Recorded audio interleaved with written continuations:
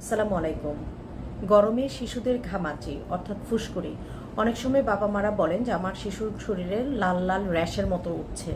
তো সেটা দেখলে আমরা বুঝতে পারি কোনগুলো আসলে ফুড অ্যালার্জি বা কোনো কেমিক্যাল অ্যালার্জি নাকি গরমে ঘামাচি।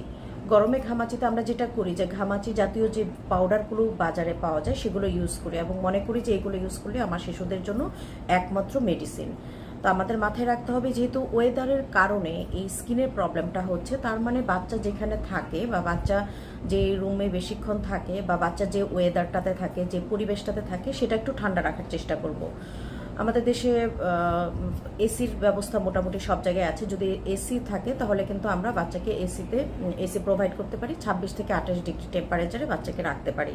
এছাড়া যেখানে এসির কোনো ব্যবস্থা নেই সেখানে কিন্তু আমরা করতে পারি বাচ্চাকে সুতি নরম কাপড় পরাতে এবং অবশ্যই প্রতিদিন গোসল করাতে, প্রয়োজনে দিনে 2 বার সে মানে ঠান্ডা পানি দিয়ে নর্মাল পানি দিয়ে বাচ্চার শরীরটা গাটা মুছে দিতে পারি। এবং অবশ্যই কোনো ঘামাচি নিধক যে ইয়েগুলো পাওয়া যায়, পাউডার বা ট্যালকম পাউডারগুলো পাওয়া যায়, সেগুলো আমরা ব্যবহার করব না, কারণ ঘামাচি এমনিতেই ভালো হয়ে যাবে। জাস্ট শিশুকে আমরা ঠান্ডা জায়গায় রাখছি কিনা, তার যে পরিবেশটা আছে সেটা ঠান্ডা আছে কিনা সেই দিকটা একটু খেয়াল রাখলেই হবে। ধন্যবাদ।